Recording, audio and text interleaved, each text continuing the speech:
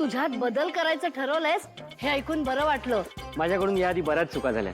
मी घरातल्या प्रत्येकाला हर्टच केलं आजपर्यंत, दुसरं काय केलं. तूही हर्ट झाली असेल कधीतरी माझ्यामुळे, तर त्यासाठी खरंच सॉरी काकू. पण यापुढे मी नीट वागेन. माझ्यामुळे घरातल्या एकाही मेंबरला त्रास होणार नाही, मी शब्द देतो काकू. तुझ्यावर विश्वास ठेवावा असं कधीच वाटलं नाही. एक वेळ कुत्र्याचं शेपूट सरळ होईल, पण तू सरळ मार्गाला लागशील असं कधीच वाटलं नव्हतं.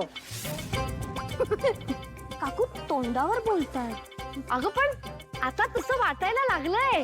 तू एक काम कर, तू केदारकडे जा, त्याच्याकडनं शिक, तुला नक्की फायदा होईल.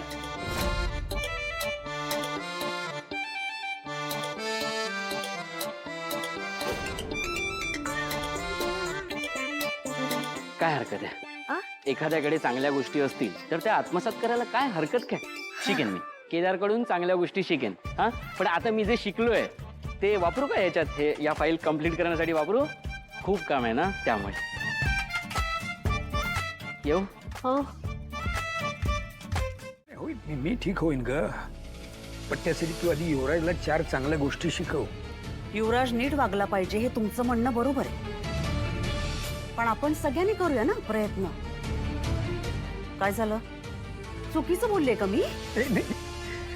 युवराजने सुधारण्यासाठी आपण सगळ्यांनी प्रयत्न करायला हवे असं काहीतरी म्हणालीस ना आता. हो, अरे पण तुला तुझा मुलगा काय बरोबरच वाटतो नाही का? आणि तू आता हे असं म्हणतेस म्हणजे माझा मुलगा आहेच चांगला.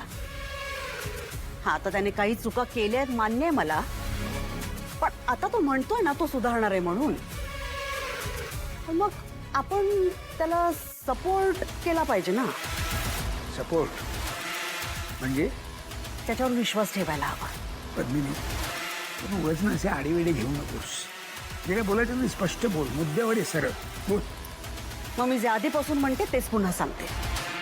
युवराजला मोठी जबाबदारी देऊया. कंपनीत मोठी पोझिशन दिली ना की बरोबर वटणीवर येईल तो. म्हणजे साधी स्टोरी करायला सांगितली त्याला तर खोटा साक्षीदार अनुभव केला त्याने. हा, उद्या मोठी पोझिशन दिली त्याला तर कंपनी विकून टाकेल तो. पुन्हा तेच. हो, पुन्हा तेच आणि तसंच. हे तुझे काय आता म्हणतेस ना ते सगळं तुझ्या मुलावरचं आंधळं प्रेम आहे, लक्षात ठेव. आत्ता तो सुधारलाय असं दाखवतोय म्हणून तू त्याला मोठी पोझिशन द्या वगैरे असं सगळं म्हणतेस. पण एमिनेंट काही एका दिवसात उभी राहिलेली नाही अगं. खूप वर्ष लागलेली आहेत त्याला. आणि एका रात्रीत त्याला कंपनीची मोठी जबाबदारी वगैरे द्यायची. ज्या मुलाने अजूनपर्यंत एकही कौतुकास्पद काम करून दाखवलेलं नाही आणि त्याला मोठी पोझिशन द्यायची का? तर त्याच्या मागे खांडेकर नाव लागलंय म्हणून. अहो, पण आपण त्याच्यावर विश्वासच ठेवला नाही तर तो स्वतःला कसं सिद्ध करणार? बिनबुडाचा विश्वास त्याच्यावरती ठेवला ना की एवढी वर्ष उभी केलेली कंपनी एका रात्रीत बंद होईल. नाही, तुझ्या मुलावरचं प्रेम कळतंय मला. तुझं लेकरू अगे काय वाऱ्यासारखं आहे, कधी कुठे पसार होईल काय सांगता येतंय का? नाही, असं नाही होणार. माझ्यासाठी एकदा विश्वास ठेवा त्याच्यावर. अजिबात नाही, अजिबात तसं होणार नाही. जोपर्यंत मला युवराज सुधारतोय असं दिसून येत नाही, जोपर्यंत माझा त्याच्यावरती पूर्ण विश्वास बसत नाही, तोपर्यंत मी त्याच्यासाठी काहीही करणार नाही. बस. नाही म्हणजे हे बघ,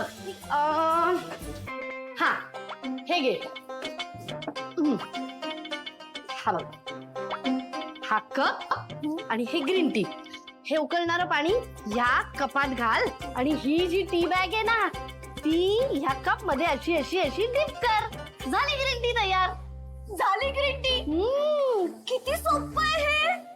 थँक्यू सो मच काकू, तुम्ही आज माझी मदत केली आहे. थँक्यू युवराजला म्हणायला सांग, मी तुझी नाही त्याची मदत केलीये.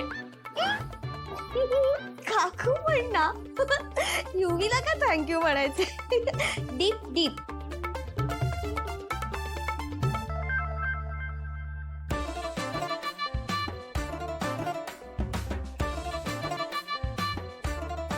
ग्रीन कलरचं तर पाणी नाहीये.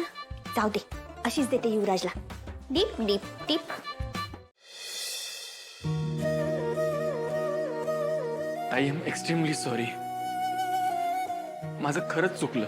अनाथ आश्रमात जाणार होतास हे मला का नाही सांगितलंस? युवराज जर वेळेत पोचला नसता आणि दया काकांना काही झालं. बरं झालं तो वेळेत पोहोचला. बाबांना जर काही झालं असतं ना, मी आयुष्यभर स्वतःला माफ नसतं करू शकलो. ताई एम एक्स्ट्रीमली सॉरी. सॉरी ऐकायचं नाहीये केदार. तू सॉरी म्हणशील आणि मी तुला माफ करेन एवढी छोटी गोष्ट नाहीये ही, कळतंय का तुला? ताई तू मला माफ करावं किंवा माझी शिक्षा कमी करावी म्हणून सॉरी म्हणत नाहीये मी. मला खरंच मनापासून बोलावं असं वाटलं म्हणून सॉरी बोलतोय. आय एम एक्स्ट्रीमली सॉरी ताई. मी लहान असताना मी माझ्या आई आणि बाबांना गमावलं. आई आणि बाबा गेल्यानंतर दया काकांनी मला दोघांचंही प्रेम दिलंय. जर दया काकांना काही झालं असतं तर मी पुन्हा एकदा माझ्या आई बाबांना गमावलं असतं याची कल्पना तरी आहे का तुला? दया काकांच्या बाबतीत कोणी हलगर्जीपणा केला मी खपवून घेणार नाहीये, कोणीही नाही. He means the world to me. खूप वर्षांनी तुला तुझे बाबा भेटले केदार. नशीबवान आहेस तू. बाबा हाक मारल्यावर कोणीतरी ओत देतंय त्याची जाणीव ठेव. त्यांची काळजी घे, त्यांना वेळ दे. बाबा असण्याची जाणीव त्यांची उणीव भासण्याआधी झाली तर जास्त चांगलं असतं हे लक्षात ठेव.